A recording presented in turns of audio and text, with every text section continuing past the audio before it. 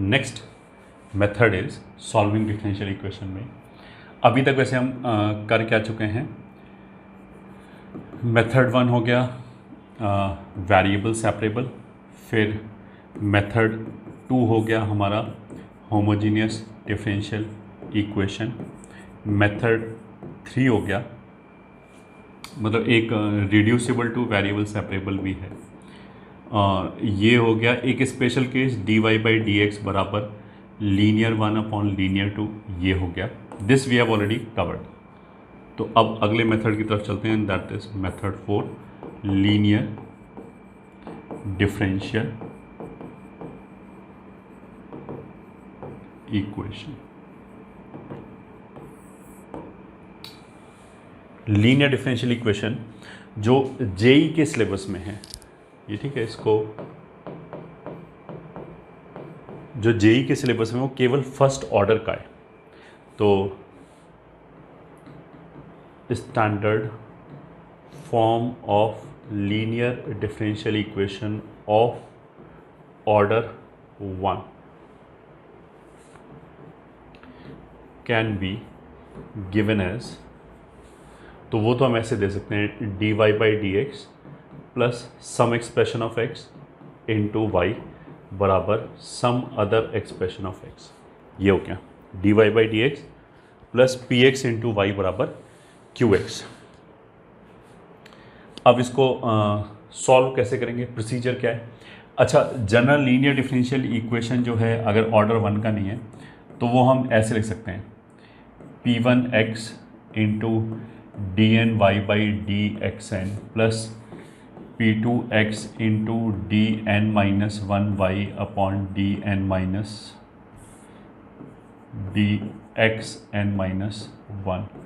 Plus p3x into, या इसको pn बोल देते हैं, इसको pn-1 pn-2x dxn-2 plus and so on and p1y plus p0 बराबर 0। मतलब ये जनरल डिफरेंशियल इक्वेशन हो गया। ऑफ कोर्स ये nth ऑर्डर का है, हमारे सिलेबस में तो केवल फर्स्ट ऑर्डर का है, तो we will be talking about this. इसका जनरल सोल्यूशन मतलब इसका सोल्यूशन कैसे निकालेंगे, उसके लिए क्या है, डिफाइन इंटीग्रेटिंग फैक्टर। मतलब जैसे एक बार हमने डिफरेंशियल इक्वेशन आइडेंटिफाई कर लिया, फिर उसके बाद सॉल्व करने का प्रोसीजर जो है वो स्टैंडर्ड है। तो जैसे इस वाले केस में होमोजेनियस डिफरेंशियल इक्वेशन में हम क्या करते थे, सब्स्टिट्यूशन करते थे। y/x को t रख दिया, y/x को t रखने से वेरिएबल सेपरेट हो गया, फिर उसके बाद इंटीग्रेट कर लिया। तो यहाँ पे भी कुछ इसी तरह की चीज़ है, define integrating variable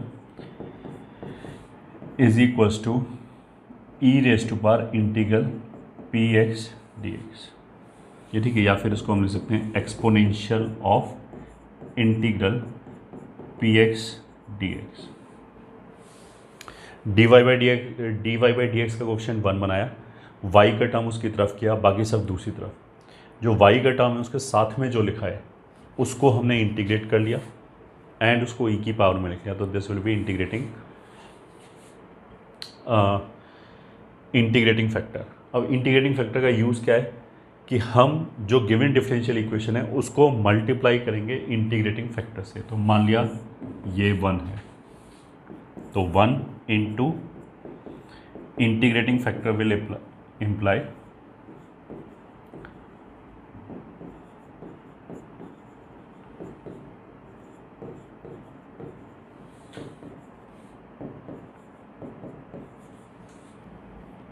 q times e⁻p dx। p मतलब px dx, जो भी यहाँ पे x का x फंक्शन आएगा। अब इससे क्या हुआ कि इंटीग्रेटिंग फैक्टर का मतलब क्या है कि फैक्टर जो फैसिलिटेट कर रहा है इंटीग्रेशन के लिए, मतलब जो which is enabling it to get integrated easily. कैसे? ऐसा करने से जो लेफ्ट हैंड साइड है वो f' g plus g' f की फॉर्म का आ गया। y का डेरिवेटिव तो ये आ गया, और इस e का डेरिवेटिव क्या होगा, ये पूरा हो जाएगा। ये कैसे, e raised to power x का derivative e raised to power something, फिर इस समथिंग को डिफ्रेंशिएट किया, तो p को इंटीग्रेट करके डिफ्रेंशिएट किया तो वापस p आ जाएगा, तो यही आ गया। तो उसका मतलब क्या है कि left hand side can be written as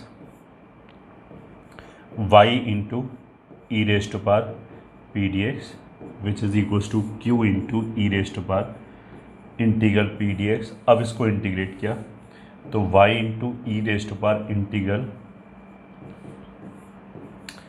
q into e raised to power p d x d x, ये हो गया। तो अल्टीमेटली क्या हुआ, इसको मेरे को इंटीग्रेट करना है, आंसर आ जाएगा। तो इंटीग्रेटिंग फैक्टर से मल्टीप्लाई करने से क्या हो गया, इफेक्टिवली लेफ्ट हैंड साइड जो है वो F dash g plus g dash f की फॉर्म का बन गया, जिससे वो इंटीग्रेट हो गया। अब जैसे हमने होमोजेनियस डिफरेंशियल इक्वेशन में, if you remember, we did something like this कि डी एक्स अपॉन एक्स बराबर d t upon minus t, और यहाँ पे राइट हैंड साइड था जिसमें वाई बाई एक्स की टी रख दिया। तो शॉर्टकट मानने के लिए हमने ऐसे बोला था, तो वैसे ही अब लीनियर में भी मानेंगे। अगर हमारा ये आइडेंटिफाई हो गया कि लीनियर डिफरेंशियल इक्वेशन है इंटू वाई बराबर क्यू एक्स, तो हम डायरेक्टली शॉर्टकट क्या मानेंगे, हम लिखेंगे सीधा सीधा y into integrating factor integral of right hand side into integrating factor का इंटीग्रेशन। सीधा हम यहाँ पे पहुँचेंगे, इसके आगे इंटीग्रेट कर लेंगे तो हमारे 2-3 स्टेप बच जाएंगे। और इंटीग्रेटिंग फैक्टर क्या है, d y by d x का कोफिशिएंट 1 बनाया, उसी की साइड y होना चाहिए, तब जो उसका कोफिशिएंट है उसको इंटीग्रेट करके e की पावर में लिखा, तो वो हमारा इंटीग्रेटिंग फैक्टर आ जाएगा।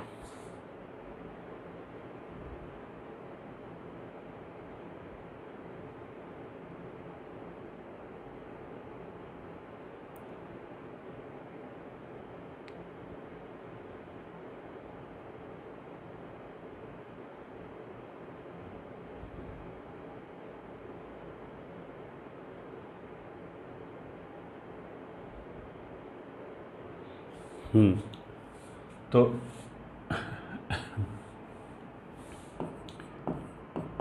नोट, जैसे हमने बोला था कि होमोजेनियस डिफरेंशियल इक्वेशन को कैसे पहचानते हैं, d y by d x को एक तरफ किया, बाकी मतलब एक एक बात करते हैं।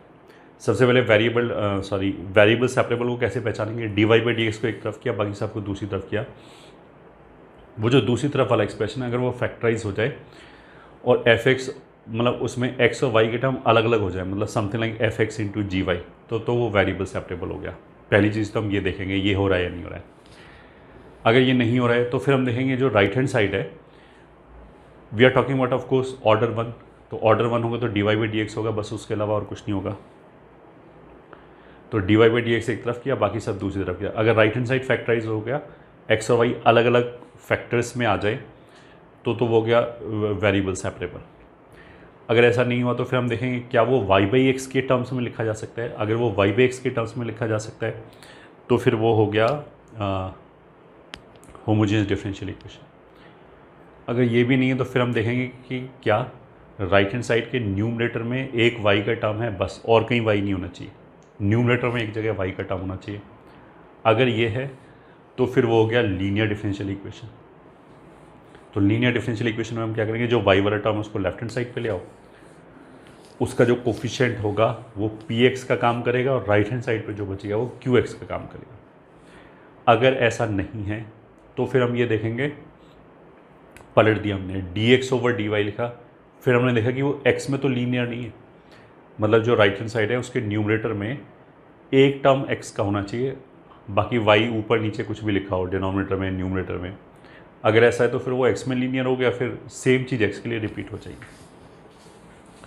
तो मतलब d y by d x बराबर, मतलब यहाँ पे कुछ लिखा है प्लस वाई टाइम्स यहाँ पे कुछ लिखा है, और ये सब x के फंक्शंस हैं। अगर ऐसे है तो ये हो गया linear differential equation in y, या फिर dx ओवर dy बराबर यहाँ पे बस एक x का टर्म ऐसे होना चाहिए,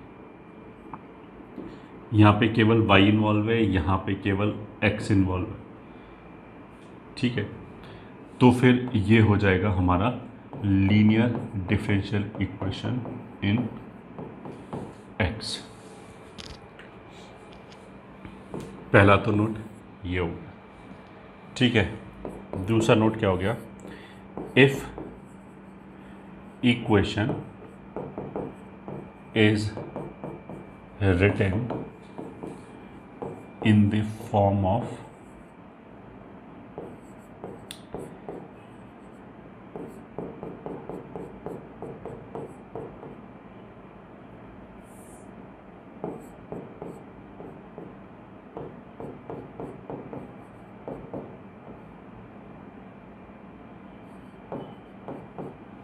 तो देखो अब ये वाला जो इक्वेशन है ये लीनियर डिफरेंशियल इक्वेशन है, बट लीनियर डिफरेंशियल इक्वेशन हम एफ एक्स से डिवाइड करेंगे, मतलब इसको ऐसे लिखेंगे d y by d x plus f dash x upon f x into y बराबर g x upon f x.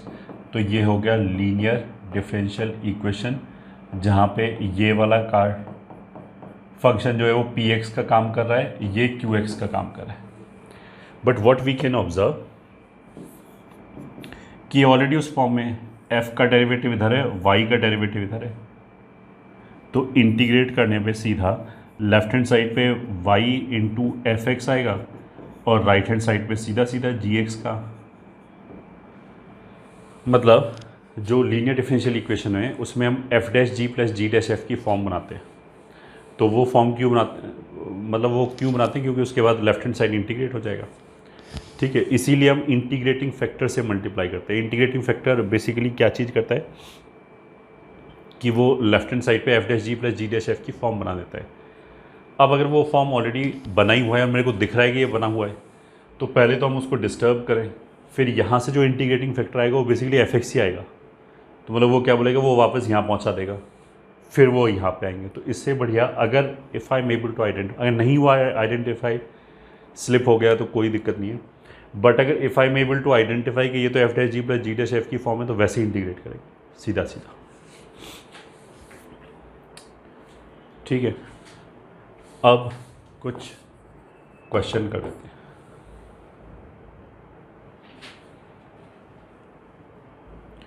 Question 1 which is x 1 plus x square dy by dx equals to y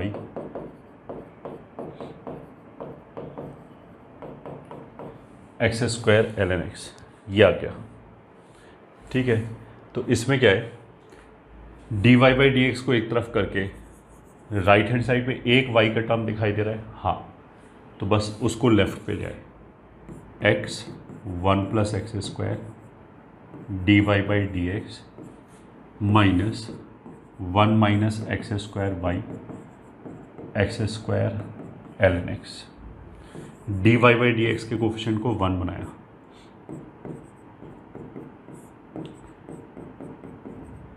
इस minus को पलट लिया into y बराबर x ln x अपॉन 1 plus x square, इससे divide किया तो ये आ गया। तो ये काम हमारा px का कर रहा है, तो integrating factor will be exponential of integration x square minus 1 x into 1 plus x square D x which is exponential integration of, यहाँ से एक एक्स निकाला, बाहर एक्स स्क्वायर हो गया, उसको ऊपर ले गए, तो ये हो गया divided by x plus 1 over x d x. अब ये तो अगर f है तो ऊपर f डैश लिखा है, तो f डैश को dx के साथ छोड़ दिया, ये x की तरह इंटीग्रेट हो जाएगा, तो इंटीग्रेशन आ जाएगा ln x plus 1 over x. तो ये एक्सपोनेंशियल और ln कैंसिल हो गया, कितना बचेगा x प्लस 1/x। तो अब देखो हम शॉर्टकट मारेंगे सीधा सीधा। अगर हमने इसको इंटीग्रेटिंग फैक्टर से मल्टीप्लाई किया तो लेफ्ट हैंड साइड हमने क्या होता था y इंटू इंटीग्रेटिंग फैक्टर, ये आ गया बराबर integration of right hand side 1 plus x square, ये हो गया right hand side, integrating factor into d x, ये हो जाएगा। अब देखो यहाँ अगर एलसीएम लिया तो ये भी हो जाएगा एक्स स्क्वायर प्लस 1/x, ये भी एक्स स्क्वायर प्लस 1/x, तो ये पार्ट एंड ये पार्ट कैंसिल हो जाएगा। ln x का इंटीग्रेशन, तो ln x का इंटीग्रेशन याद रखने के लिए बोल रखा है, वो हो जाएगा x ln x minus 1 plus c। ये हमारा एक क्वेश्चन हो गया लीनियर डिफरेंशियल इक्वेशन का।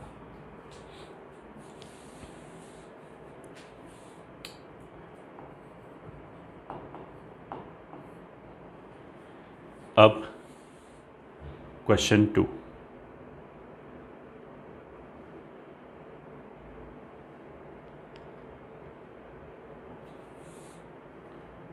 क्वेश्चन 2 में क्या है, x ln x into d y by d x plus y बराबर 2 ln x। सोल्यूशन देखो, इसमें ln x का डेरिवेटिव 1/x टाइप होता है। If I am able to C,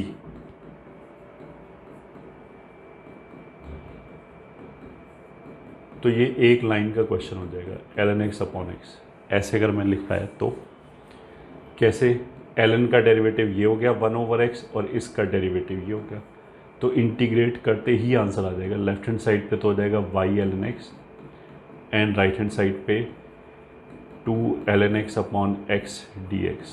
ln x का डेरिवेटिव 1/x होता है, तो 1/x को dx के साथ छोड़ दिया, इसको x की तरह ट्रीट कर लिया, तो यह आ जाएगा a²/2। तो बस यही आंसर हो गया, ठीक है। अदरवाइज़ अगर हम प्रॉपर करना चाहें इसको, तो यहाँ से यहाँ पे, तो यहाँ पे हमने क्या किया, केवल x से डिवाइड किया। अगर हम लीनियर बना के करना चाहें तो this will be 1/x ln x into y बराबर 2/x। पहले ये आ गया, फिर integrating factor will be equals to exponential of 1/x ln x dx का integration which is exponential of, इस ln x का डेरिवेटिव कितना है 1/x। तो अगर ln x का डेरिवेटिव 1/x प्रेजेंट है तो ln x x की तरह ट्रीट हो जाएगा, तो ये तो 1/x हो जाएगा, तो ln of ln x which is equals to, एक e और ln चला गया तो केवल क्या बचा ln x। तो अब यहाँ से इंटीग्रेटिंग फैक्टर से अगर हमने मल्टीप्लाई किया तो शॉर्टकट क्या था, y इंटू इंटीग्रेटिंग फैक्टर, वो हो गया इतना बराबर right hand side into integrating factor का इंटीग्रेशन, तो वो अगले स्टेप पे आ जाएगा ln² x प्लस c। ये हो गया answer. This is question number 2। आगे चलते हैं, question number 3 which says dy by d x बराबर y upon 2y ln y plus y minus x। ये क्वेश्चन है। सॉल्यूशन, इसमें क्या है, पहले हमने एक एक करके देखा, वेरिएबल सेपरेबल, क्या ये x में और y में अलग अलग हो जाएगा, नहीं। लीनियर होमोजीनियस के लिए ऊपर नीचे x से डिवाइड किया तो देखो ये x चला जाएगा, यहाँ y/x आ गया, यहाँ पे भी y/x आ गया, यहाँ पे भी y/x आ गया, बस गड़बड़ किसने कर दी, ln y। ln y के अंदर ln y/x नहीं आ पाया, तो होमोजीनियस भी नहीं है।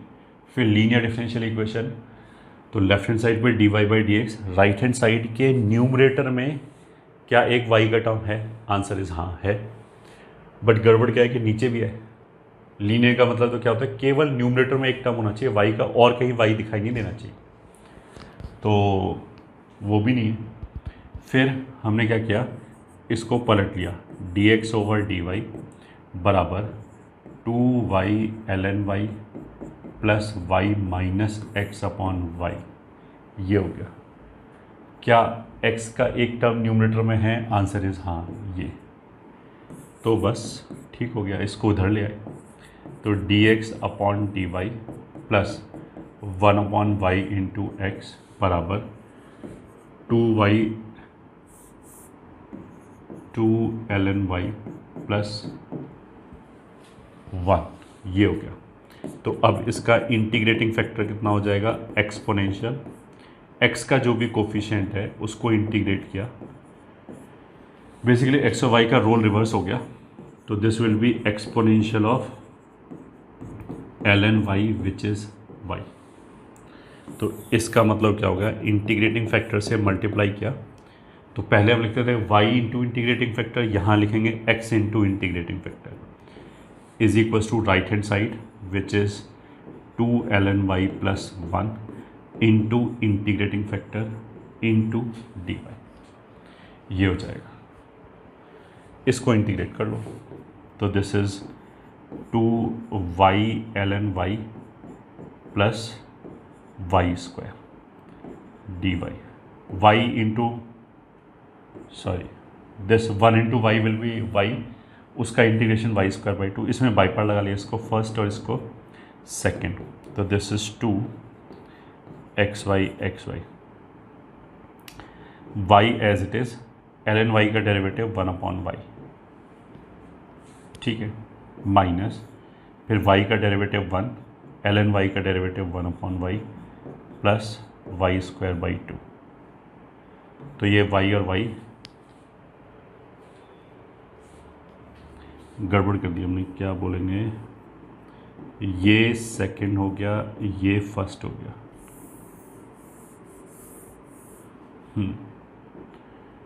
This is twice of second का integration y square by 2 first function as it is, minus second का integration y square by 2 1 upon y d y plus y square by 2, तो this is equals to 2 cancel हो गया, Y square ln y, और एक y और एक y फिर cancel हो गया, फिर वाई स्क्वायर बाई 2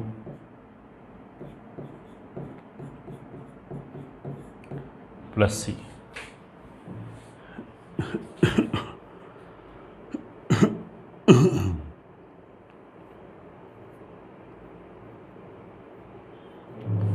नहीं ये नहीं आएगा, केवल प्लस सी आएगा। यहाँ पे तो दो कैंसिल हो गया, वाई स्क्वायर एन वाई आ गया, ये यहाँ से इंटीग्रेशन वाई स्क्वायर बाई 2 आएगा, तो 2 कैंसिल, एक 2 बच गया, वो इसके साथ कैंसिल, तो ये आ गया। तो इसका डेरिवेटिव कितना होगा,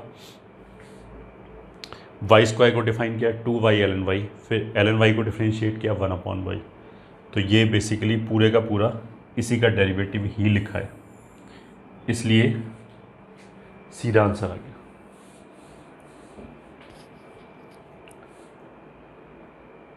सो third question, question number 4,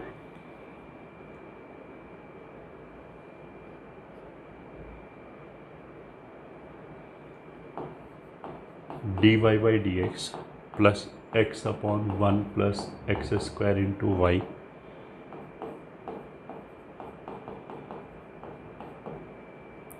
one plus x square.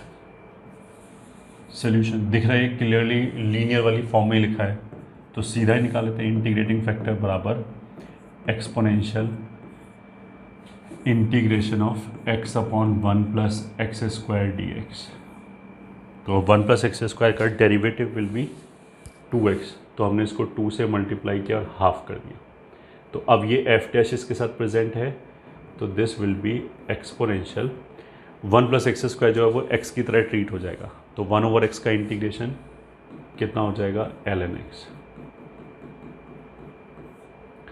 This is half power इधर गया, ई एल एन कैंसिल हो गया, तो root 1 plus x square will be the integrating factor. तो जो भी क्वेश्चन है उसको अगर हमने इंटीग्रेटिंग फैक्टर से मल्टीप्लाई किया तो फैक्टर से मल्टीप्लाई किया y into integrating factor that is root 1 plus x square बराबर integration of right hand side into integrating factor into d x, ये हो गया।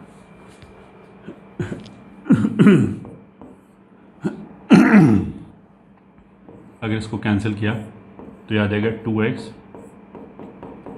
Root 1 plus x square.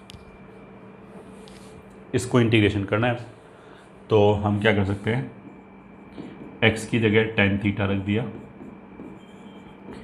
dx will be sec square theta d theta, तो dx की जगह आ जाएगा sec square theta d theta upon 2 tan theta sec theta. तो tan को लिख लिया साइन अपॉन कॉस, तो कॉस सेक और ये कैंसिल होकर साइन आ जाएगा, तो this is equals to half cosec theta, तो that will be half of l n mod cosec theta minus cot theta plus सी। तो अल्टीमेटली आ जाएगा y बराबर root 1 plus x square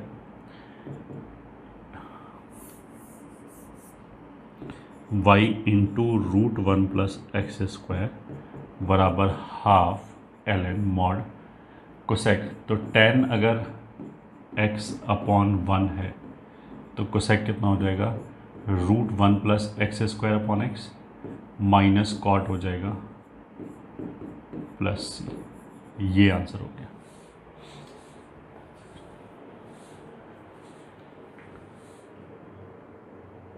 this will be the answer.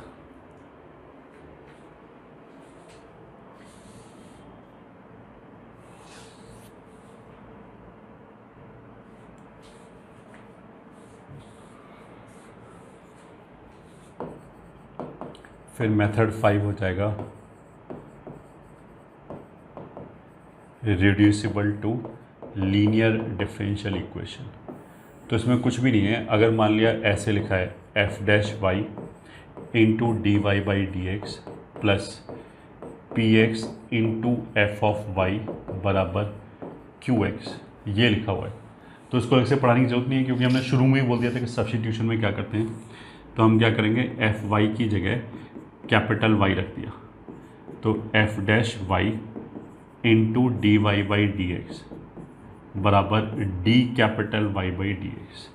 तो इसकी जगह आ जाएगा d capital y by d x plus p x into capital y बराबर q x. This is linear differential equation.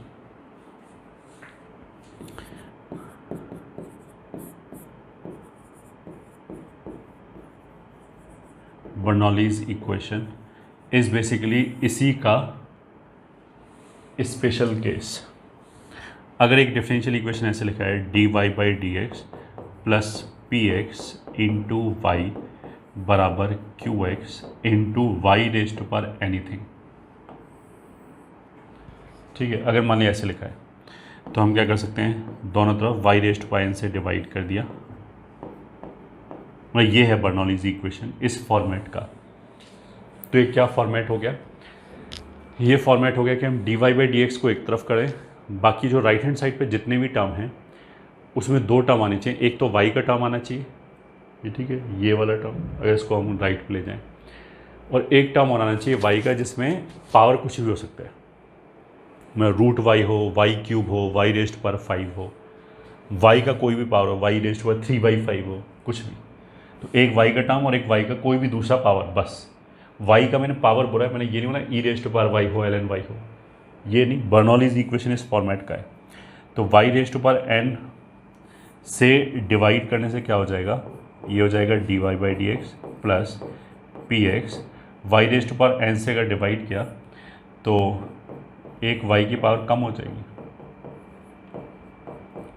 तो ये अब लगभग इसी फॉर्मेट में आ गया। 1/y⁴n का जो डेरिवेटिव है वो 1/y⁴n ही आएगा। तो अब अगर हम 1/y⁴n-1 को कैपिटल Y रख दें तो -n-1 y⁴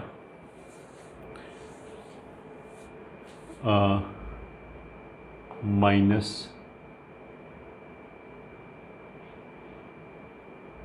n into dy/dx will become dy/dx।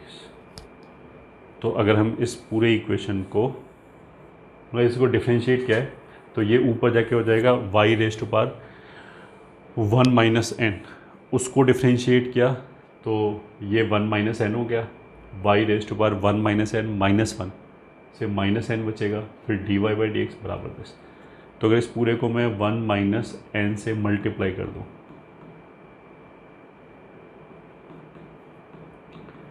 Into dy/dx plus into px into 1/y⁴n-1 बराबर 1 - n इंटू qx। तो देखो ये वाला जो टर्म लिखा है वो पूरा यही लिखा है। तो this will become d⁻y/dx plus 1 - 1 तो एक कांस्टेंट हो जाएगा इंटू इसकी जगह ही हमने कैपिटल Y बोला है। तो ये basically linear differential equation in capital Y हो गया। तो थ्योरेटिकली इसको पढ़ाने की अलग से ज़रूरत ही नहीं है, इसको पढ़ाने की अलग से ज़रूरत ही नहीं है। क्यों? क्योंकि ये this is nothing but substitution, और सब्स्टिट्यूशन हम सबसे पहले बोल चुके हैं कि कहीं पे भी अगर मेरे को f(x) दिखाई दे और dx के साथ f'(x) दिखाई दे तो हम f(x) को कैपिटल X बोल सकते हैं ताकि वो क्वेश्चन सिंप्लीफाइड फॉर्म में आ जाए और हमें चीज़ें जल्दी चमके। ठीक है, सेम चीज़ फिर y के लिए भी है।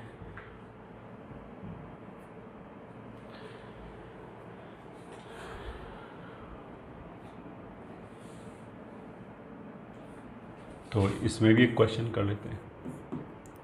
क्वेश्चन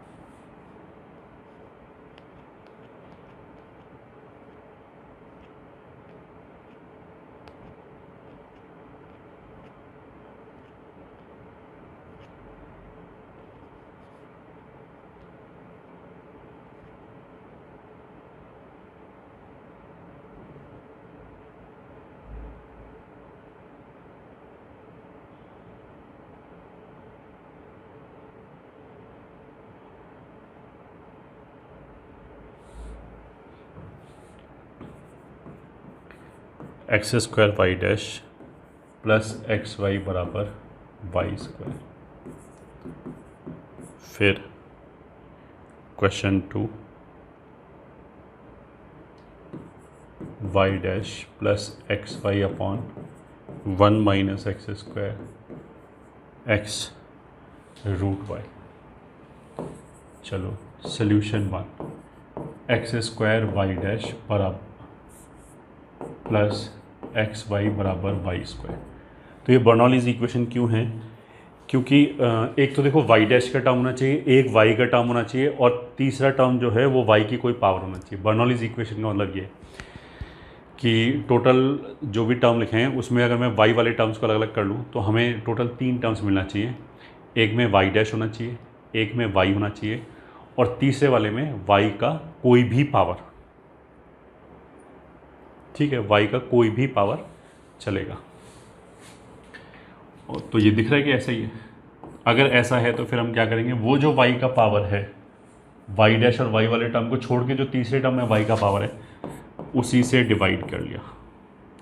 तो ये हो गया x² upon y² y dash plus x into 1/y बराबर 1, यह आ गया। अब इसमें हमने सब्स्टिट्यूट कर लिया 1/y को, मान लिया -t, तो 1/y² dy/dx will be dt/dx, तो ये हो गया x² and 1/y² this will be dt/dx minus xt/1 is equal to 1।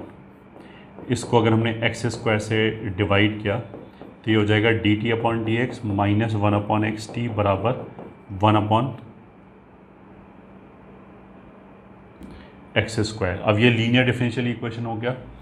तो integrating factor will be exponential minus 1/x dx, तो दैट विल बी 1/x², नहीं दैट विल बी 1/x, क्योंकि यहाँ से आ जाएगा ln x, माइनस को power में ले गए, ln चला गया तो x एच हुआ -1 मतलब 1/x। तो इसको अगर हम इंटीग्रेटिंग फैक्टर से मल्टीप्लाई करें तो लेफ्ट हैंड साइड पे आ जाएगा t इंटू 1/x बराबर 1/x² इंटू 1/x dx। तो x एच हुआ -3 का इंटीग्रेशन -1/2x² प्लस c, बस t किसको बोला था, -1/y को, तो इसमें t की जगह -1/y रख दिया, तो ये हो जाएगा 1/xy प्लस 1/2x² बराबर c। c को प्लस c लिखो माइनस c लिखो, उससे कोई फर्क नहीं पड़ता।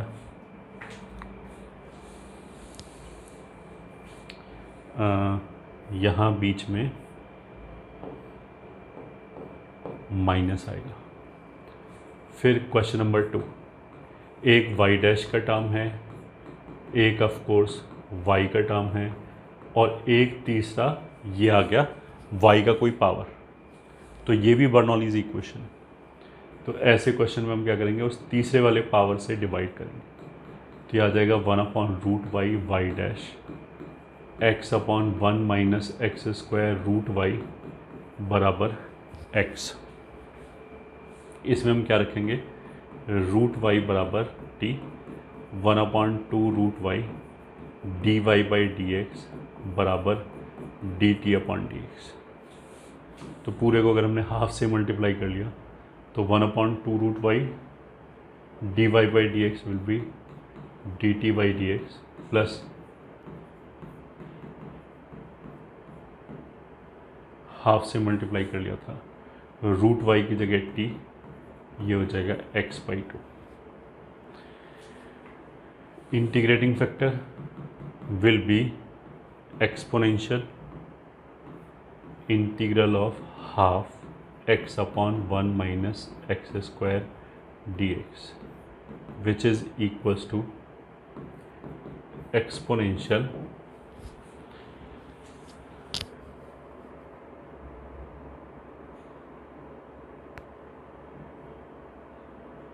सही है, -2 से अगर हमने मल्टीप्लाई कर लिया तो नीचे हो जाएगा -1/4, और -2 ये एफ डैश का काम करेगा, ये एक्स का काम करेगा, तो ln 1 माइनस x², तो उसको -1/4 में ले गए, ये हो गया। तो जो लेफ्ट हैंड साइड है that will be y into integrating factor, तो 1 माइनस x² रेस्ट पर -1/4 half x 4th root of 1 minus x² into dx। वैसे देखो मैथमेटिकली करेक्ट रखने के लिए इसको हमें मॉड लगाना चाहिए, तो वो ही लगा सकते हैं। अब 1 माइनस x² को रख दो,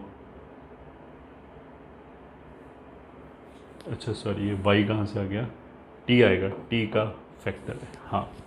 तो 1 माइनस x² को रख दिया, मान लिया हमने z², तो minus x dx will B z dz, तो this will be half of x dx will B minus z dz,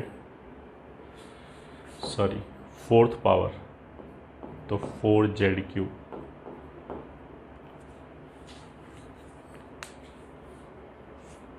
और ये 4th रूट हो जाएगा z।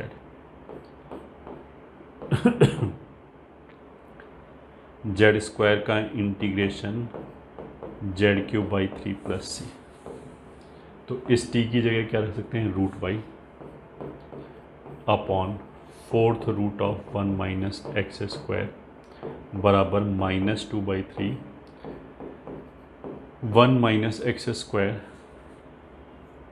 Raise to power 3/4 + c। ये हमारा नेट आंसर हो जाएगा। नेक्स्ट टॉपिक की तरफ चलते हैं and that is orthogonal trajectory, या जिसको हम बोल सकते हैं OT। सबसे पहले तो समझ लेते हैं कि है क्या ऑर्थोगोनल ट्रेजेक्ट्री। बेसिकली एक फैमिली ऑफ कर्व्स के लिए डिफाइन करते हैं कि एक फैमिली ऑफ कर्व्स दे रखा है, उसका ऑर्थोगोनल ट्रेजेक्ट्री मतलब एक दूसरा फैमिली ऑफ कर्व्स हो गया जिसका दो फैमिली हो गया ये, ठीक है। अब ये दोनों अगर एक दूसरे का ऑर्थोगोनल ट्रेजेक्ट्री है तो उसका मतलब क्या है कि पहली फैमिली से एक कर्व उठाओ, दूसरी फैमिली से एक कर्व और उठाओ, ये दोनों हमेशा 90 डिग्री पे इंटरसेक्ट करेगा। तो ऑर्थोगोनल ट्रेजेक्ट्री का मतलब ये होता है, ये हो गया कि एक फैमिली का OT या ऑर्थोगोनल ट्रेजेक्ट्री क्या होगा, एक दूसरा फैमिली ऑफ कर्व्स जिसका each curve will intersect with each member of the given family at 90 degree. ये तो हो गया डेफिनेशन। अब इसमें क्वेश्चन किस टाइप का बनेगा, एक ही टाइप का क्वेश्चन बनेगा। वो क्या बोलेगा कि एक फैमिली दे रखा है, वो बोलेगा इसका ऑर्थोगोनल ट्रेजेक्ट्री बताओ। तो जो उसने फैमिली ऑफ कर्व्स दे रखा होगा, ऑफ कोर्स उसमें कोई इंडिपेंडेंट उसमें कोई आर्बिट्रेरी कांस्टेंट तो होगा ही होगा, तभी तो फैमिली होगा ना, तभी तो उसमें आर्बिट्रेरी कांस्टेंट की वैल्यू अलग अलग रखेंगे तो we will get different curves. तो फिर कैसे निकालेंगे, उसके लिए हम क्या करेंगे कि जो गिवन फैमिली है उसका डिफरेंशियल इक्वेशन निकाला और फिर उस डिफरेंशियल इक्वेशन को उस डिफरेंशियल इक्वेशन में हमने dy/dx की जगह -dx/dy रखा। ऐसा करने से एक नया डिफरेंशियल इक्वेशन आ गया, उसको सॉल्व कर लिया। अब -dx/dy क्यों रखा, ऑफकोर्स m1 m2 -1। अगर दो कर्व्स एक दूसरे को 90 डिग्री पे कट कर रहे हैं तो उस पॉइंट पे जो टेंजेंट है वो म्यूचुअली परपेंडिकुलर होगा। तो अगर एक के लिए dy/dx है तो दूसरे के लिए -1/dy/dx हो जाएगा। तो अब यही सब लिखते हैं। For a given family of curves से C1 OT orthogonal trajectory is defined as another family of curves say C2 such that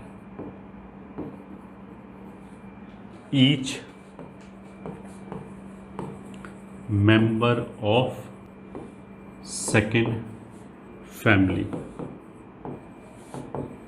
will intersect with each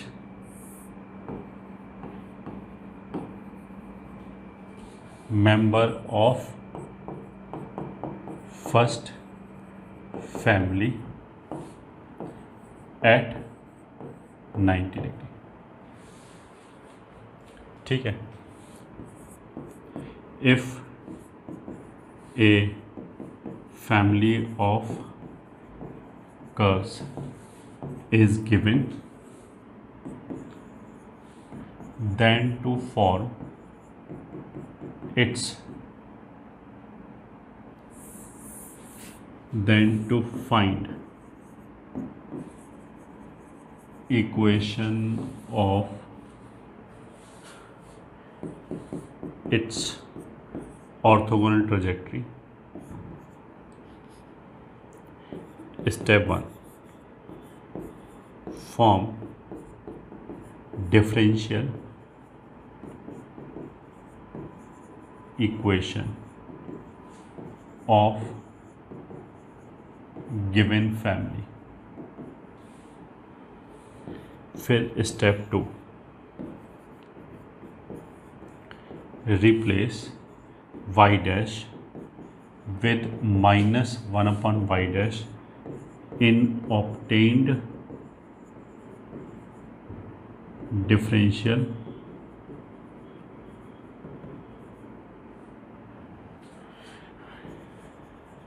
equation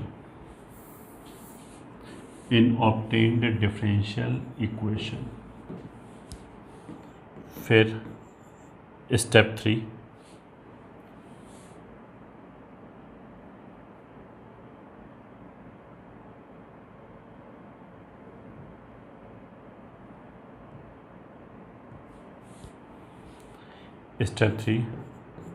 solve obtained differential equation, मतलब जो नया वाला है, it will be equation of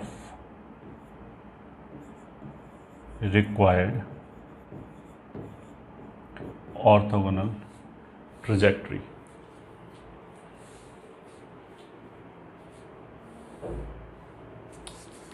ठीक है, question कर लेते हैं।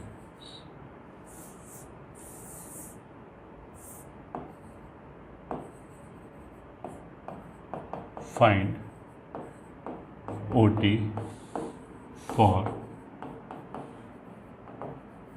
फॉलोइंग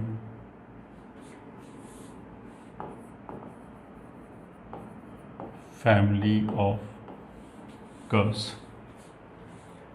तो फर्स्ट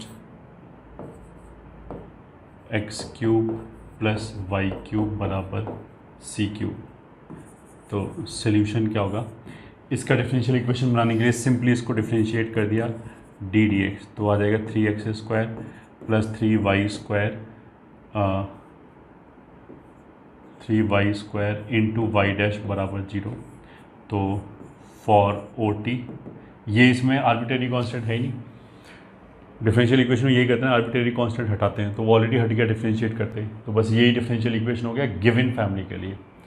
अब ऑर्थोगोनल ट्रैजेक्टरी के लिए हम क्या करेंगे, y डैश की जगह -dx/dy रख दिया, 3 भी हटा दिया, तो ये हो जाएगा x² - y² dx/dy बराबर 0। अब इसको ऐसे लिख सकते हैं कि dy के नीचे y² माइनस dx के नीचे x² बराबर 0। अब अगर इसको इंटीग्रेट किया तो ये आ जाएगा -1/y, ये -1/x बराबर c। तो यही आंसर हो गया, 1/x - 1/y बराबर c। ये पहला आंसर हो गया। दूसरा, y³ = k × x²।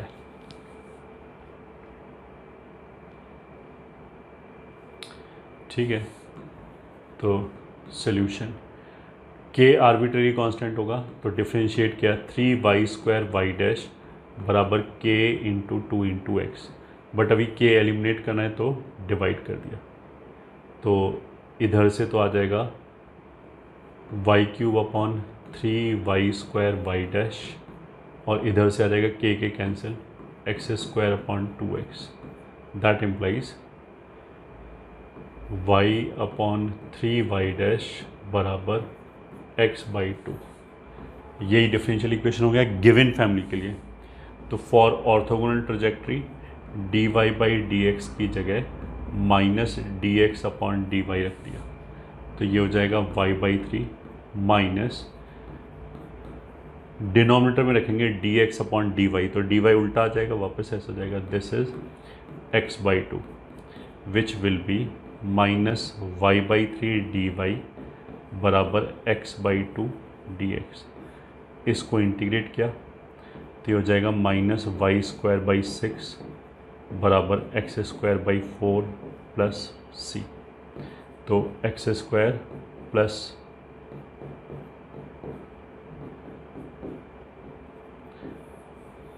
मतलब के का मतलब क्या है, कुछ भी, C1, यही हमारा आंसर हो गया। यही क्या हो गया, नया डिफरेंशियल इक्वेशन, मतलब ऑर्थोगोनल ट्रेजेक्ट्री, नया डिफरेंशियल इक्वेशन ही, सॉरी, ऑर्थोगोनल ट्रेजेक्ट्री। अब नेक्स्ट पे चलते हैं, and that is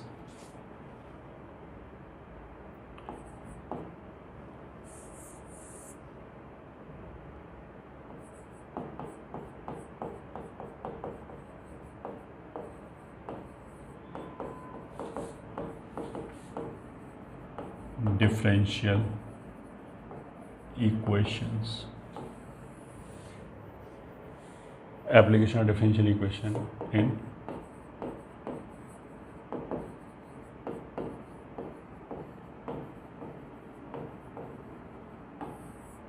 word problem।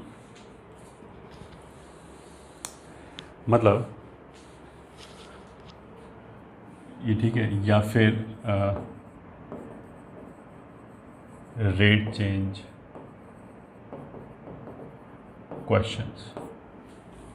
अब देखो इस तरह के जो क्वेश्चंस हैं जो भी यहाँ पे कुछ कराए जाएंगे, ये बेसिकली फिजिक्स में मोस्ट वाली सभी ने किए होंगे। फिजिक्स में इसका इस तरह के क्वेश्चन खूब आते हैं कि कोई फिज़िकल सिचुएशन हमें दे रखा है और फिज़िकल डायनेमिक सिचुएशन दे रखा है, उसमें फिर हमने जो भी उसने बोल रखा है लैंग्वेज में, उसको हमने मैथमेटिक्स में कन्वर्ट किया, मैथमेटिकल इक्वेशन बनाया और फिर वो डिफरेंशियल इक्वेशन बन गया, फिर उस डिफरेंशियल इक्वेशन को सॉल्व कर लिया एंड सो ऑन। ये वाली चीज़ हमने थोड़ी बहुत एप्लीकेशन और डेरिवेटिव में भी पढ़ा है, और एप्लीकेशन और डेरिवेटिव में जो डिफरेंशियल इक्वेशन बना था वो बहुत सिंपल वाले क्वेश्चंस किए थे, तो उसमें हमने विदाउट डिफरेंशियल इक्वेशन का नाम लिए हुए ही उसको इंटीग्रेट करके आंसर ले आए। ठीक है, तो इसेंशियली ये वही बातें जो हमने ऑलरेडी पढ़ रखी है, बस यहाँ पे जो डिफरेंशियल इक्वेशन है वो थोड़ा सा हो सकता है कि अच्छा बन जाए, और उसके लिए जो भी अभी हमने बताया कि जो भी डिफरेंशियल इक्वेशन को सॉल्व करने के मेथड है उनमें से कोई एक मेथड लगाना पड़े उसको सॉल्व करने के लिए, ऐसा हो सकता है। तो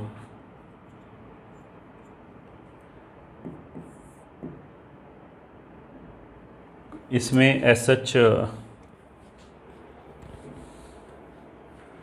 जिसे बोलते हैं थ्योरी के नाम पे ऐसा कुछ है ही नहीं, क्योंकि सब कुछ पढ़ चुके हैं।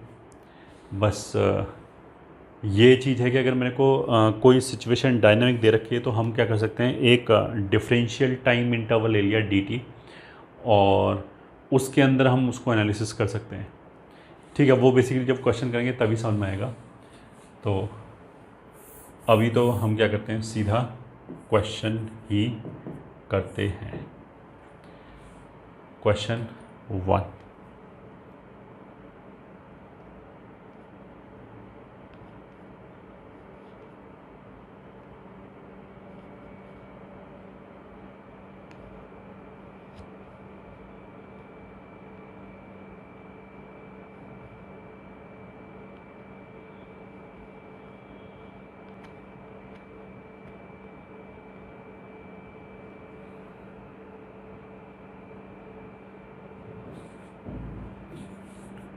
let a spherical ball loses its volume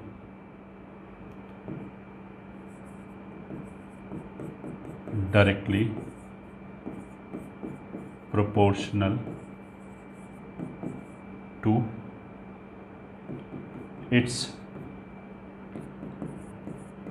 instantaneous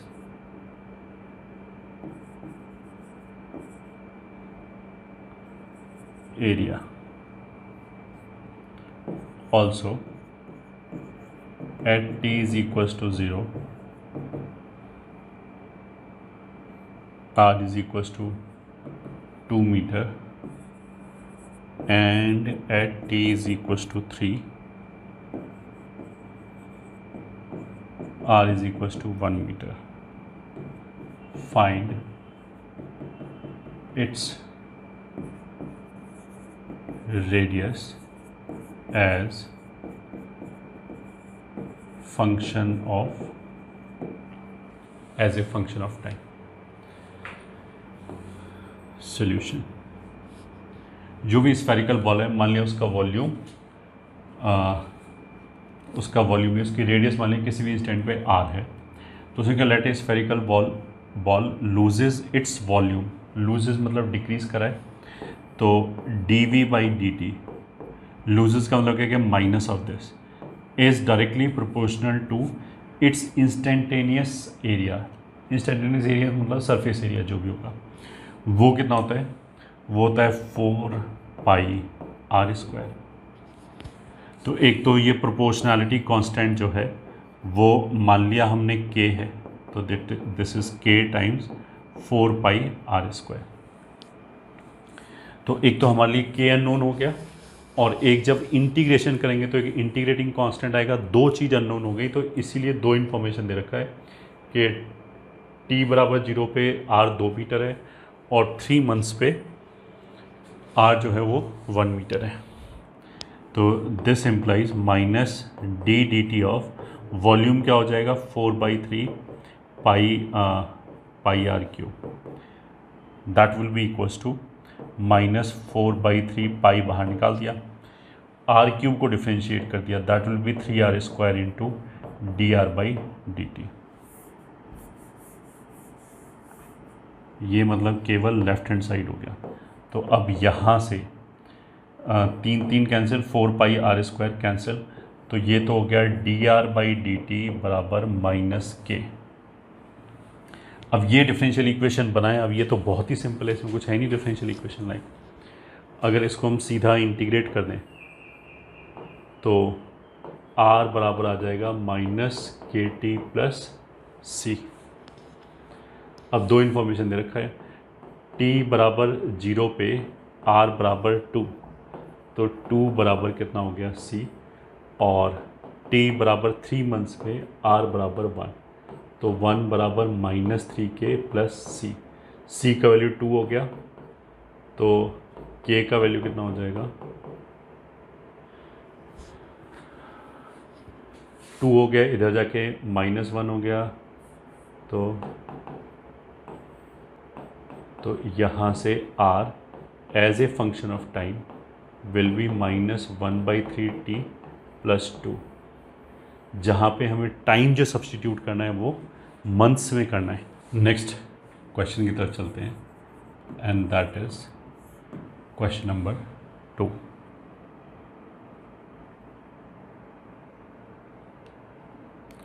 which says a tank consists of 50 liter of fresh water,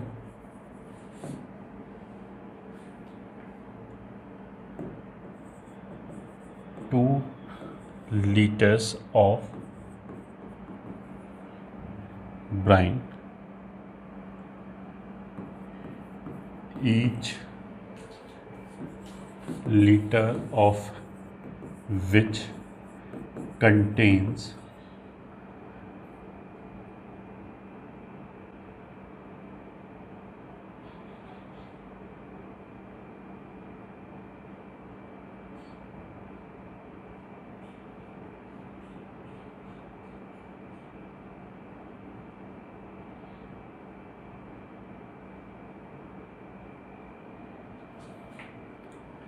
5 grams of salt,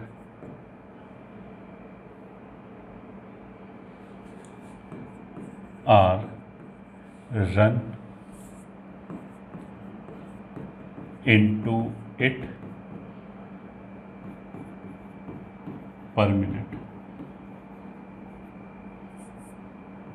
into the tank per minute. The mixture is kept uniform.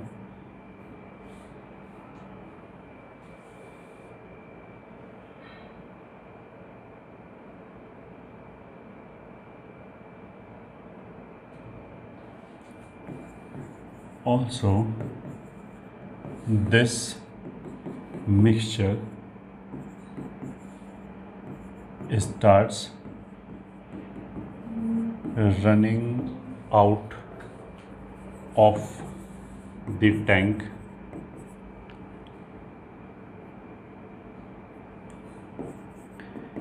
at the rate of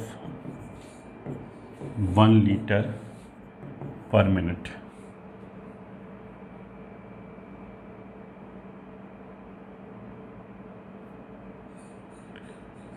If after t times m grams of salt is present in the tank,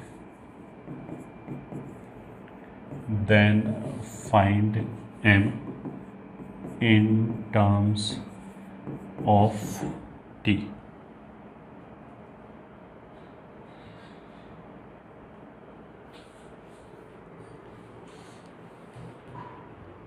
ठीक है, ये question है। Question में क्या है कि एक initially t is equals to 0 पे यहाँ फ्रेश वाटर है और जो कितना है 50 लीटर्स। उसके बाद हमने क्या किया, 2-3 चीज़ें इसमें एक साथ चालू हो गया कि एक तो हमने इसके अंदर ब्राइन सोल्यूशन रन करना चालू कर दिया, ठीक है, और साइमल्टेनियसली यहाँ से सोल्यूशन बाहर निकलना भी चालू हो गया। यहाँ से जो बाहर निकल रहा है उसका रेट क्या है 1 लीटर पर मिनट। यहाँ से जो अंदर आ रहा है उसका क्या है 2 लीटर पर मिनट। यहाँ पे जो अंदर आ रहा है उसका कॉन्सेंट्रेशन क्या है 5 ग्राम्स पर लीटर। ये उसका कॉन्सेंट्रेशन हो गया, ठीक है। तो हम क्या करते हैं, इस सिचुएशन को एक डिफरेंशियल टाइम इंटरवल में एनालिसिस करते हैं। t से लेके t प्लस dt तक गए, ठीक है। अब t से लेके t प्लस dt तक जाने में हमें अल्टीमेटली इंटरेस्ट किस में है। मेरे को इंटरेस्ट है कि इसके अंदर जो सॉल्ट का मास है वो m से लेके मान लिया m प्लस dm तक इसके अंदर आ गया, ठीक है। तो अगर मेरे को t और m में रिलेशन निकालना है तो मान लिया टाइम t से लेके t प्लस dt तक गया, जिससे सॉल्ट का जो क्वांटिटी है वो m ग्राम से m प्लस dm ग्राम हो गया। अच्छा, वैसे इस डिफरेंशियल टाइम इंटरवल में इसके अंदर वाटर भी ऐड होगा, बट हम उसको टाइम बीइंग के लिए निगलेक्ट कर सकते हैं, ठीक है। अब हम इस dt टाइम इंटरवल में देखेंगे कि क्या चल रहा है, ठीक है। यहाँ से कुछ चीज़ अंदर आ गया, कुछ बाहर आ गया, तो कुछ इसी के अंदर एक्यूमुलेट हो गया। वो जो एक्यूमुलेट हो गया वो मास ये है।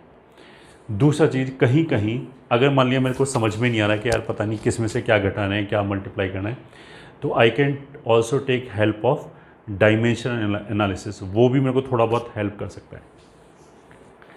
तो इन dt time let salt increases by dm। तो dm बराबर जो इसके अंदर सॉल्ट आया, सॉल्ट किसकी वजह से आया, इसकी वजह से, माइनस सॉल्ट आउट, क्योंकि इसमें से कुछ बाहर भी निकल रहा है तो कुछ सॉल्ट इधर से निकल भी गया होगा। तो मान लिया यहाँ से 10 ग्राम आया dt टाइम में और यहाँ से 8 ग्राम मान लिया बाहर निकल गया, तो जो 2 ग्राम है वो तो इसी के अंदर रहा, तो वही हम कैलकुलेट करें कि वो dm कितना रहा, ठीक है। तो जो dm है उसका जो डायमेंशन है वो ग्राम्स में आना चाहिए। तो देखो बिल्कुल अगर मैं लेमैन की तरह समझाऊँ तो ग्राम का मतलब क्या है कि जैसे 5 ग्राम पर लीटर है, तो लीटर नीचे आ रहा है तो लीटर ऊपर भी आना चाहिए, तब इसको 2 लीटर से मल्टीप्लाई कर दें, 2 लीटर पर मिनट से मल्टीप्लाई कर दें तो लीटर लीटर कैंसिल हो जाएगा, फिर मिनट नीचे आएगा, फिर टाइम ऊपर आना चाहिए। ये ठीक है, ऐसे भी हम सोच सकते हैं क्या क्या चीज़ें मल्टीप्लाई होनी चाहिए। Otherwise it is very simple. हमने क्या देखा कि 1 मिनट में कितने लीटर अंदर आया, 2 लीटर अंदर आया, तो dt मिनट में कितना अंदर आया होगा, 2 dt। इतने लीटर सॉल्ट अंदर आया, इतने लीटर सोल्यूशन अंदर आया, और इस सोल्यूशन में हर लीटर में 5 ग्राम है सॉल्ट, तो इतने लीटर में कितने ग्राम हो जाएगा, इंटू 5 ग्राम, इतने ग्राम सॉल्ट अंदर आया, माइनस। अब देखो जैसा मैंने बोला कि इफ़ आई कीप ट्रैक के 2 dt 5, तो 2 क्या है, बेसिकली फ्लो रेट है, लीटर पर मिनट, और dt क्या हो गया, ये टाइम हो गया, ठीक है, ये हो गया फ्लो रेट, ये हो गया टाइम, एंड 5 बेसिकली क्या है, इसकी डायमेंशन क्या है, 5 की ग्राम पर लीटर, तो दिस इज़ कॉल्ड कॉन्सेंट्रेशन। ठीक है, तो अगर मैं यहाँ पे खड़ा होकर देखूँ तो एक फ्लो रेट है, एक कॉन्सेंट्रेशन है, ठीक है, और एक टाइम इंटरवल लगा। अगर मैं यहाँ पे खड़ा होकर देखूँ तो यहाँ पे भी एग्जैक्टली वही चीज़ है, मेरे को एक फ्लो रेट चाहिए कि किस फ्लो रेट से बाहर आ रहा है, वो तो हो गया 1 लीटर पर मिनट, ठीक है। एक टाइम चाहिए, तो टाइम तो उतना ही रहेगा dt, इंटू एक चाहिए हमें कॉन्सेंट्रेशन के, ये जो बाहर आ रहा है इसका कॉन्सेंट्रेशन क्या है, तो अब उसका कॉन्सेंट्रेशन निकालेंगे।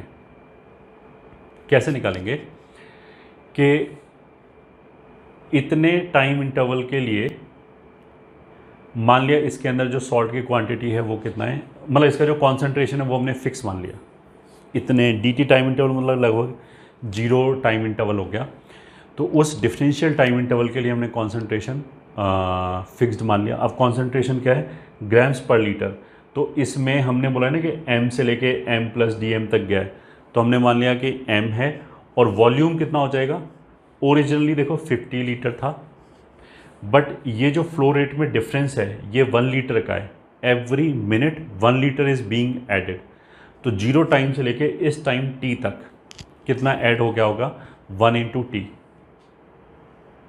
सही है, इतना लीटर और ऐड हो गया होगा, तो वो जो कॉन्सेंट्रेशन आएगा वो m/1 + t, सॉरी 1 + t नहीं, 50 + t, 50 तो उसमें ओरिजिनली था, और 0 से लेके t टाइम तक आने में t लीटर्स उसमें और एक्स्ट्रा आ गया, तो इतना हो गया ये। अब बेसिकली मेरे को यही डिफरेंशियल इक्वेशन सॉल्व करनी, ठीक है, तो दिस इज dm/dt। अच्छा, अगर किसी को ये दिक्कत है कि यार ये हमने m कांस्टेंट कैसे ले लिया, तो तुम इसको ऐसे भी देख सकते हो। देखो दूसरा हम ऐसे ऑफर कर सकते हैं कि मान लिया वैसे तो इस टाइम इंटरवल के शुरू में m मास था और लास्ट में m + dm हो गया, मान लिया मैंने एवरेज ले लिया m + dm whole divide by 2, मतलब एवरेज हो जाएगा m + dm/2, इतना एवरेज हो जाएगा। तो अगर उस m की जगह मैंने m + dm/2 लिख लिया, तो क्या होगा कि वो जो dm/2 है वो dt से मल्टीप्लाई होगा। तो ये तो कुछ उस तरह की चीज़ हो गई कि एक टर्म x लिखा है, एक x² लिखा है, और x जो है वो 0 की तरफ जा रहा है, dm तो बहुत छोटा है, डिफरेंशियल एलिमेंट मतलब बहुत छोटे हैं, तो एक तो लिखा है m dt, जब इसको इस dt से मल्टीप्लाई करेंगे m dt लिखा है, और दूसरा लिखा है dm × dt, dm × dt जो है वो x² टाइप हो गया, तो x के कंपैरिजन में x² निगलेक्ट हो जाएगा, ऐसे भी बोल सकते हैं, ठीक है। सेम चीज़ फिर यहाँ पे भी हम कर सकते हैं, डिनोमिनेटर में वैसे तो जो वॉल्यूम है वो इस dt टाइम इंटरवल में थोड़ा सा और बढ़ जाएगा, तो उसका भी अगर एवरेज लोगे तो वो निगलेक्ट हो जाएगा, अल्टीमेटली ये आएगा। इसको हम ऐसे बोल सकते हैं कि हमारा एम क्या है, t और m में रिलेशन निकालना है, तो t और m में तो dm और dt ले लिया, बाकी सबको कांस्टेंट मान लिया, सही है। तो dm/dt विल बी, यहाँ से तो हो गया 5 × 10, और यहाँ से हो गया m/50 + t, ठीक है। अब देखो dm/dt कितना हो गया 10 माइनस 50 अपॉन 50 प्लस टी। तुम तो 1 मिनट के लिए ऐसे देखो कि m की जगह तो y लिखा है और t की जगह x लिखा है, तो ये लिखा है dy/dx बराबर 10 minus y upon 50 plus x, ऐसे लिखा है। तो उधर ले आए इसको, ये तो लीनियर डिफरेंशियल इक्वेशन हो गया, plus 1/50 plus t into m बराबर 10। तो इंटीग्रेटिंग फैक्टर कितना होगा, ये dy/dx है, ये y है, ये px है, ये qx है, तो वो हो जाएगा एक्सपोनेंशियल ऑफ इंटीग्रेशन जो भी ये लिखा है dt अपॉन 50 प्लस टी। तो this is exponential ln 50 plus T, तो ln चला जाएगा, मतलब 50 प्लस टी। तो यहाँ से आ जाएगा m इंटू इंटीग्रेटिंग फैक्टर बराबर 10 टाइम्स 50 प्लस टी का इंटीग्रेशन dt, ये हो जाएगा।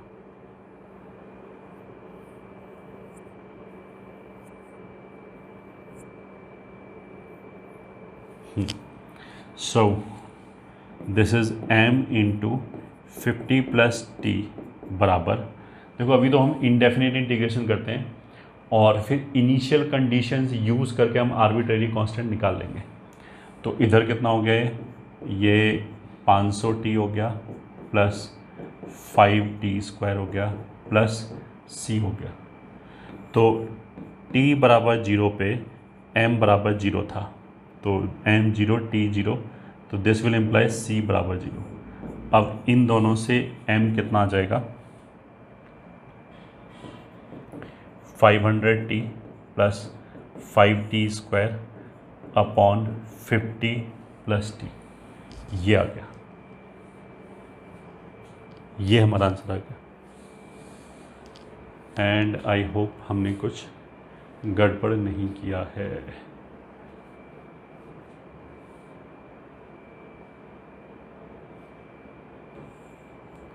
This will be the quantity of salt at time t। एक क्वेश्चन और करते हैं।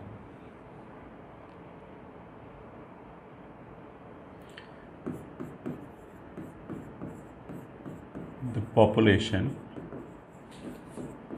pt at time t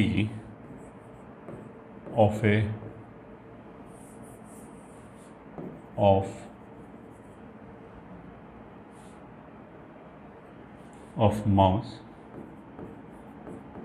satisfies the differential equation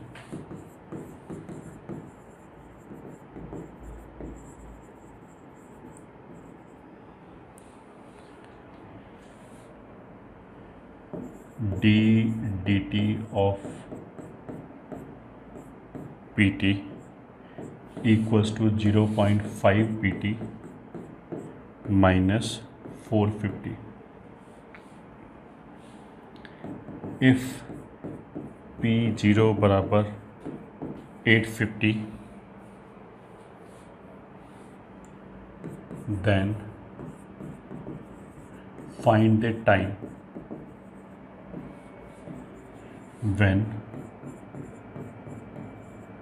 population becomes 0।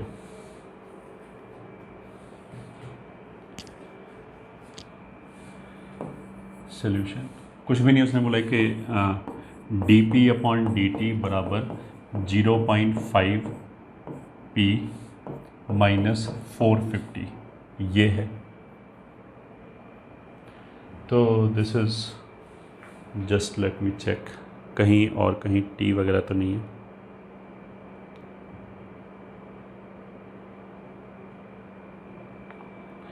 हाँ, और कोई टी वगैरह है नहीं, तो ये तो सिंपली वेरिएबल सेपरेबल हो गया। dp अपॉन, इसको ले सकते हैं p माइनस 900 अपॉन 2, तो dp अपॉन p माइनस 900 बराबर हाफ dt। इसको इंटीग्रेट कर लिया, क्योंकि वेरिएबल सेपरेट हो गए इसलिए हम इंटीग्रेट कर सकते हैं कि इनिशियली पॉपुलेशन कितना था 850। तो लेफ़्ट हैंड साइड पे तो हम चले गए 850 से 0 तक पॉपुलेशन जाना है, dp/p माइनस 900। और राइट हैंड साइड पे टाइम जो है वो चाहिए हमें, तो 0 से लेके t dt ये चाहिए। This implies left hand side पे इंटीग्रेशन हो जाएगा ln mod p minus 900 from 850 to 0 बराबर हाफ t, ऐसे आ जाएगा। तो दिस विल बी ln, अगर 0 रखा तो ये आ जाएगा 900 अपॉन 850 रखा तो आ जाएगा 50 बराबर हाफ t। तो ये इधर 2 को ले गए तो 2 ln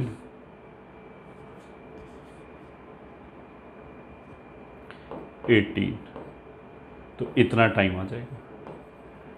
2 ln 18 will be the required time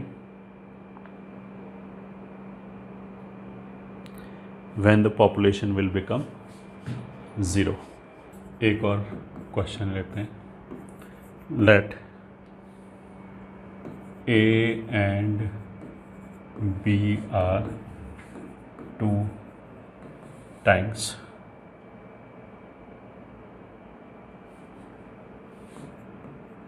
with capacity of A being twice that of B।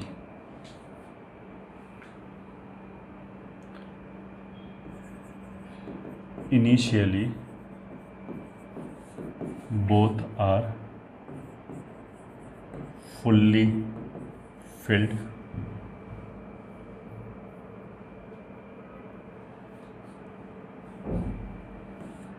and then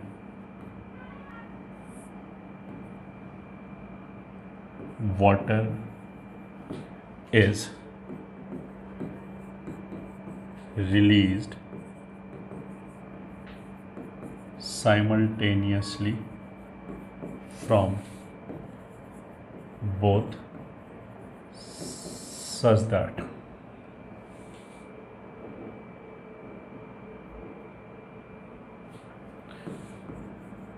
rate of flow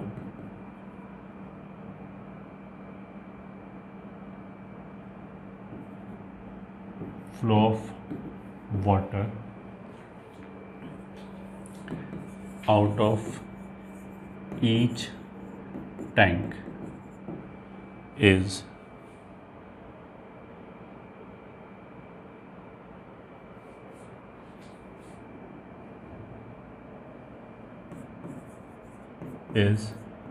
proportional to amount of water in it।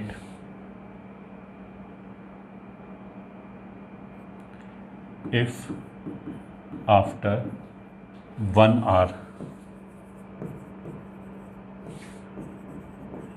quantity of water in tank A is 1.5 times that of B,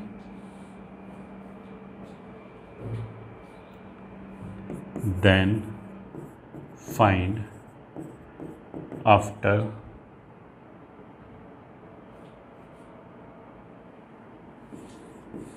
how many more hours they will have same quantity of water।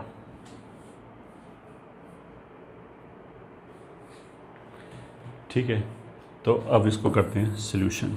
मतलब उसने क्या बोला था कि एक reservoir है या tank है ए, जिसके अंदर V लीटर है।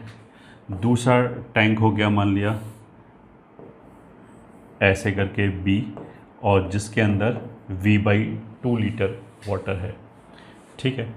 फिर 1 घंटे बाद उसने क्या बोला कि ए के अंदर कितना लीटर बचा, जितना भी लीटर बचा मान लिया V1, इसके अंदर मतलब ऐसे बोलते हैं, यहाँ पे अगर V है तो ये 2V0 है, यहाँ पे अगर V1 है तो ये 1.5 V1 है। कितनी देर के बाद दोनों के अंदर V2 सेम आ जाएगा, ये B A B। ठीक है, ये हो गया टाइम t बराबर 0 पे, ये हो गया टाइम t बराबर 1 आवर पे, और ये टाइम t बराबर क्या, यही चाहिए। अब उसने क्या बोला कि पहले वाले उसमें जो वाटर का आउटफ्लो है ये, ठीक है, किसी भी टाइम इंस्टेंट पे मान लिया इसके अंदर वाटर V है ये, ठीक है, तो या VA मान लिया, तो जो यहाँ से वाटर बाहर जा रहा है उसका जो फ्लो रेट है dV/dt, that is directly proportional to जितना भी वॉल्यूम इसके अंदर है।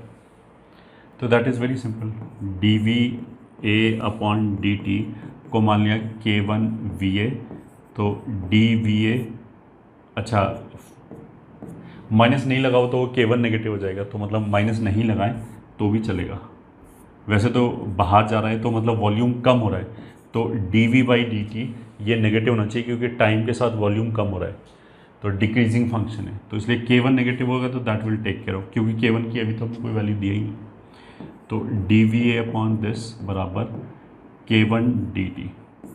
अब इसको कर लेते हैं इंटीग्रेट। इंटीग्रेट कैसे कर लेते हैं, इनिशियली इसके अंदर कितना था वाटर 2V0, 2V0 से ये गया मान लिया VA तक, dVA/VA बराबर K1dt, ये ठीक है। या हम ऐसे लिख लेते हैं VA ओरिजिनल मतलब एट A, ये 0 से T तक गया, तो ये ln के नीचे आ जाएगा VA/VA0 बराबर K1T, तो VA will be VA0 e⁻K1T, ये आ गया। तो किसी भी टाइम इंस्टेंट पे पहले वाले टैंक के अंदर VA0 इंटू e⁻K1T इतना वाटर है, तो सिमिलरली VB कितना हो जाएगा, VB0 e⁻K2T, डिवाइड कर दिया इसको, तो आ जाएगा VA/VB बराबर VA0/VB0 बराबर बराबर नहीं e⁻K1T अपॉन e⁻K2T। अब देखो ओरिजिनली जो था वो तो 2 गुने का अंतर था, तो ये तो 2 हो गया, और इसको लिख सकते हैं e⁻K1T माइनस K2T। इसको भी देखो हम ऐसे लिखने e⁻2K1 minus K2 whole T। इसको मैं 1 मिनट के लिए लैम्डा बोल दूँ, तो अल्टीमेटली हमारे पास ऐसे आ गया VA/VB बराबर 2 इंटू लैम्डा T। ठीक है, अब हम ये यूज़ करते हैं कि t बराबर 1 पे VA/VB वॉज 3/2, तो ये आ जाएगा 3/2 बराबर 2 टाइम्स लैम्डा 1, तो लैम्डा हो गया 3/4, उसको वापस यहाँ रख दिया, तो VA/VB बराबर 2 इंटू 3/4 T। अच्छा, यहाँ पे ये जो टाइम T है ये इनिशियल से है, ये मेरे को ध्यान रखना पड़ेगा। तो उसने पूछा है कि कितनी देर बाद दोनों में वॉल्यूम सेम हो जाएगा, तो V2/V2 बराबर 2 इंटू 3/4 T हो गया, ये 1 हो गया, तो 3/4 T विल बी हाफ, तो दोनों तरफ लॉग ले लिया, तो लॉग ले लिया 3/4 के बेस पे, this will B log 3/4 half, इतना टाइम बाद। बट क्वेश्चन में अगर हम ध्यान से पढ़ें तो उसने क्या बोला है कि how many more hours they will have same quantity of water. तो 1 घंटे तक तो ये 1.5 गुना था, इसके कितने घंटे बाद ऐसे होगा। तो टोटल टाइम में से 1 घंटा घटा दे तो इन दोनों का डिफरेंस आ जाएगा, कितनी देर बाद और होगा। तो required answer will be log 3/4 half -1, यही आंसर हो जाएगा।